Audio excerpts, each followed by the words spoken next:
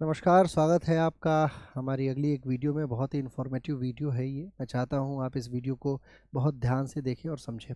आप देख रहे होंगे मेरे पीछे एक वेबसाइट खुली हुई है। गूगल पे आप जाएंगे और गूगल पे जाके सिर्फ आपको सर्च करना है। क्या सर्च करना है? SKM yoga mock test. जैसे ही आप ये लिखेंगे तो आपको एक हिस्सा दिख जाएगा, ये yoga net JRF mock test by SKM yoga, और आप इस पन्ने को खोल सकते हैं। और फिर जैसे ही आप स्क्रॉल डाउन करेंगे, आप ऊपर की तरफ जाएंगे, तो यहाँ आपको खूब सारा मॉक टेस्ट देखने को मिलेगा। 1 2 3 4 5 6 7 8 9 10 11 ऐसे करके 25-30 हम लोगों ने मॉक टेस्ट बना रखा है। अभी 30 मॉक टेस्ट इस समय हमारी वेबसाइट पे उपलब्ध है। जैसे जिसको इसको आप अटेम्प्ट करते जाएंगे, उसके बाद आप अगले मॉक टेस्ट की तरफ आगे बढ़ सकते हैं। यहाँ से आप हमारे व्हाट्सएप ग्रुप को भी ज्वाइन कर सकते हैं। आप चाहे तो प्रीवियस ईयर पेपर्स को देखना है तो उसमें भी जा सकते हैं, सिलेबस देखना है तो उसमें भी जा सकते हैं।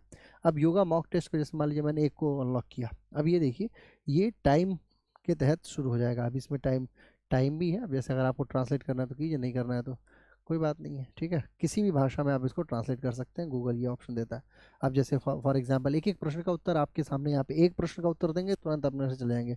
रक्त में फाइब्रिन का मुख्य कार्य क्या है? अब क्या कार्य हो सकता है? पोषक तत्वों को, हार्मोन्स और अपशिष्ट का परिवहन हो सकता है क्या, है ना।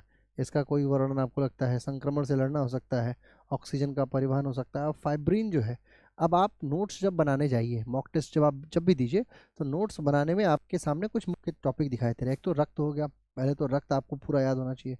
फाइब्रिन क्या है, फिब्रिल्स क्या होता है, फाइब्रिनोजेन क्या होता है, इस पे पूरा आपके पास लेख होना चाहिए। ब्लड का भी कार्य क्या होता है, इस पे भी आपके सामने पूरा नोट्स होना चाहिए। तो आप इसको रोकिए, होल्ड कीजिए और उसके बाद आगे का पूरा वीडियो बनाइए। अब थक्का बनने में, ये इसका उत्तर है, थक्का बनने में क्या क्या चीज़ें बहुत महत्वपूर्ण होती हैं वो आपको देखना होगा। थक्का बनाने का प्रोसेस आपको पता होना चाहिए। पोषक तत्व क्या होता है ब्लड का, ये याद होना चाहिए। हार्मोन्स क्या होता है ब्लड के लिए, और अपशिष्ट कौन कौन से पदार्थ होते हैं ब्लड का, वो आपको याद होना चाहिए। जब आप इस तरीके से पढ़ते हैं ना, फिर संक्रमण, ब्लड में संक्रमण होता है तो कौन सी कोशिका उसमें परेशान होती है, ये आपको पता होना चाहिए। ऑक्सीजन का परिवहन ब्लड में कैसे होता है, यदि ये नहीं करता, फाइब्रिन नहीं करता, तो फिर कौन करता है? जब आप ये सारे, इन सारी बातों का उत्तर आप जान जाएंगे, जब आप इन सारे प्रश्नों का उत्तर देना सीख जाएंगे, तो मैं समझता हूँ कि आप एक क्वेश्चन से तकरीबन 20 चीज़ें सीखते हैं। और एक क्वेश्चन को रोकिए, रोकने के बाद जो है फिर आप आगे जाइए और फिर धीरे धीरे धीरे धीरे इसको क्लिक कीजिए। अब जैसे मान लीजिए यहाँ पे आया, करेक्ट हो गया ऑप्शन, फिर आप नेक्स्ट पे जंप कर जाइए। आगे फिर आपके सामने एक क्वेश्चन आएगा। फिर क्वेश्चन है, लाल रक्त कोशिकाओं का मुख्य कार्य क्या है? अब आरबीसीज का कार्य क्या होना चाहिए? ऑक्सीजन का परिवहन होना चाहिए, थक का जमाना होना चाहिए, एंटीबॉडी का निर्माण करना चाहिए, ऑक्सीजन का परिवहन होना चाहिए। अब जिसका भी उत्तर आप इसमें मान लीजिए, इसमें आपने एक उत्तर दे दिया ऑक्सीजन का परिवहन है, तो ठीक है, करेक्ट हो जाना चाहिए। धीरे धीरे धीरे धीरे ऐसे ही, अब किसी का उत्तर मान लीजिए आपने गलत दिया, अब यहाँ पे गलत उत्तर हो जाए। अगर मान लीजिए किसी का उत्तर हम दे गलत आ रहा है, फॉर एग्जाम्पल कोई भी उत्तर हमने गलत दे दिया, फॉर एग्जाम्पल जिस भी दिशा में हमने कोई सही उत्तर गलत उत्तर दिया, जिसका भी उत्तर गलत आ रहा है उस गलत उत्तर को दीजिए, है ना। और फिर आप आगे बढ़ जाएंगे। आप देखेंगे कि कैसे जो है ये पूरा का पूरा कार्य कर रहा है सिस्टम। अब ऐसे ही फिर आगे इधर आ जाइए। ऐसे ही आप 50 क्वेश्चन है, 50 मार्क्स है, ठीक है। अब यहाँ यहाँ लैंग्वेज का भी, दूसरे में तो लैंग्वेज का ऑप्शन दे रखा है हमने कि आप चाहें तो जिस भी लैंग्वेज में चाहें ये क्वेश्चन जो है वो आपका ट्रांसलेट हो जाएगा। मान लीजिए कि आप मराठी हैं, या मान लीजिए कि आप नेपाली हैं, मतलब नेपाली तो खैर क्या ही देंगे, मान लीजिए आप मराठी हैं तो आपने मराठी में इसको चेंज कर लेना है। अब ये मराठी में चेंज हो जाएगा ये क्वेश्चन। तो ये तो गूगल का ट्रांसलेशन है, ईजिली आपके सामने अवेलेबल हो जाता है। हिंदी में चेंज करना है, इंग्लिश में चेंज करना है, नहीं समझ में आता है तो आप उसको अपने हिसाब से चेंज कर सकते हैं, ठीक है। मैं इसको इंग्लिश में लेके चलता हूँ। व्हाट इज द ओल्डेस्ट वेद? कौन सा वेद सबसे पुराना वेद है? जाहिर सी बात है ऋग्वेद है। ऋग्वेद का उत्तर दीजिए। फिर बहुत सारे प्रश्न। द कॉन्सेप्ट ऑफ नेति नेति ये कहाँ से आता है? ऐसे करके आप देखेंगे कि पूरा एक सिस्टम आपने आपके सामने उपलब्ध है। 50-50 क्वेश्चंस करके मॉक टेस्ट है। धीरे धीरे जब आप आगे जाएंगे, देखिए यहाँ तक तो ठीक है, 1 2 3 तक तो ठीक है, 1 2 इसमें समय नहीं है। लेकिन जैसे आप यहाँ जंप करके जाएंगे तो यहाँ 30 मिनट का एक समय आ गया। 50 क्वेश्चंस को अब आगे आगे के एग्जाम्स में आपको क्वेश्चंस को धीरे धीरे टाइम के तहत बाउंड करना होगा। और फिर बाउंडेशन में चले जाइए। फिर बाउंडेशन में आप जाके उत्तर देने की कोशिश कीजिए।